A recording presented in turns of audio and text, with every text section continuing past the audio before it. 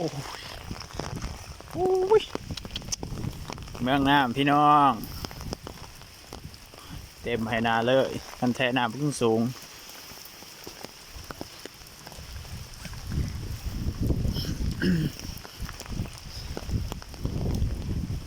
ลูกนะ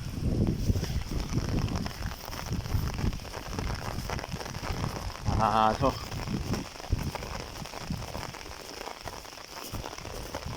ตก20,000 30,000เนาะเดือนติดนะแต่ว่าเมื่อคืนนี้มันตกแห้งเลยตกเมื่อคืนหอดแจ้ง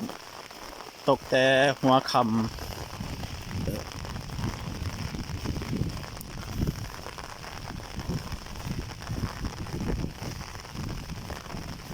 น้ำท่วมครับแบบนี้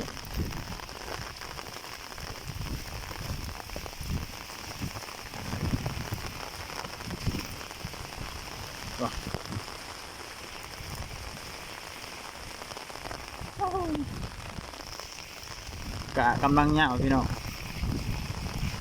แต่ว่าดำยังบ่ทันได้โอ้มีปลาขึ้นคอนอยู่บ่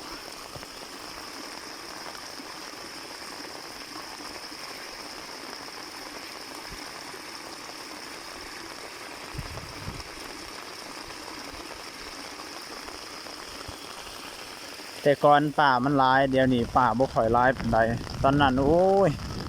ป่าขึ้นไปห้วยหันเบืองนั้นบ่ค่อยเอาอันนั้นเอาแหไปตึกเอาฝนตกแบบนี้แหละ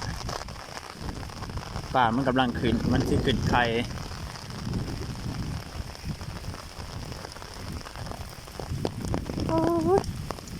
เมืองหนาวพี่น้อง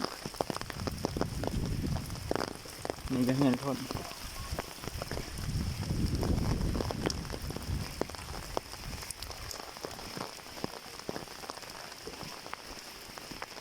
น้ำลายแถลายว่าเรียกว่าได้ฝนตก20,000 30,000แต่ว่าเมื่อคืนนี้ดอกหนักเลยมันตกตั้งแต่เมื่อคืนนี่ตกแห้งนี่แล้วตอนเสาร์นี่มันห่วยนิดนึงแต่ว่ามันตกแบบนี้เลยนะ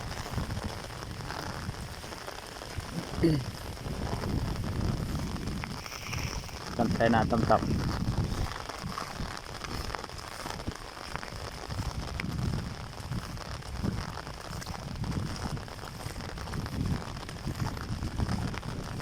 อีกบอรอนพี่น้องประมาณอีกทิศนึงนี่ก็ได้ดำเลยพี่น้องเพราะว่ากะเงาพอสมควรแต่ว่ายังนำบ่ได้มันยังอ่อนแดดออกนี่ซ้ำทิศนึงนี่พอดีดำเลย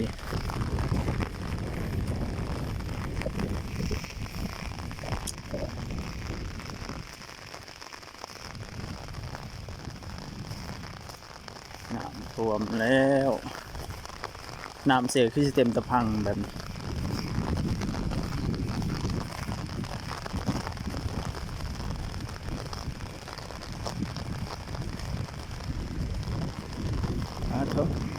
โอ้กระปุก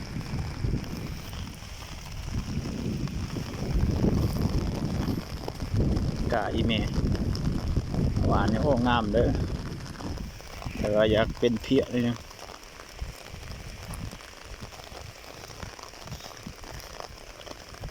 ใส่ปุ๋ยแรงมาจากนี่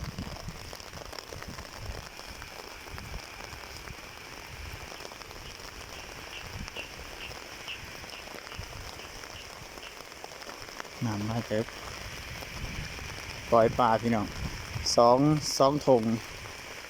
2 โลละ300,000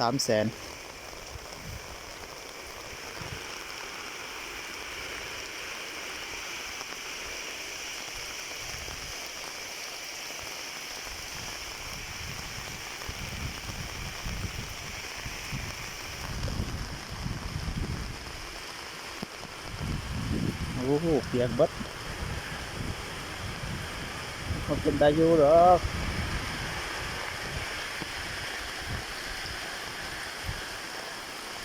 ใส่ก็ผ้ากันหนาวเลย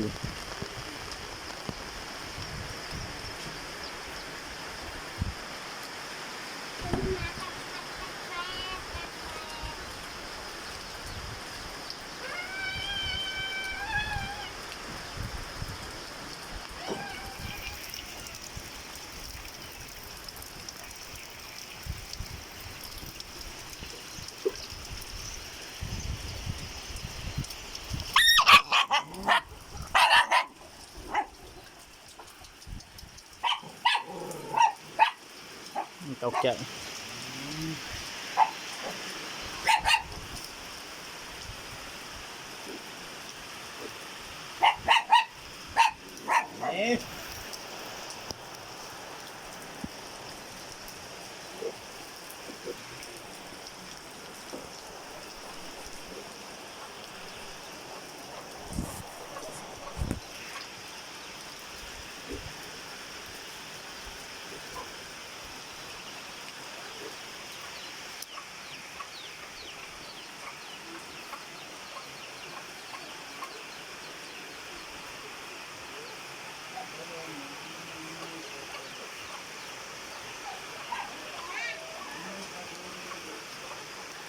น้ำท่วม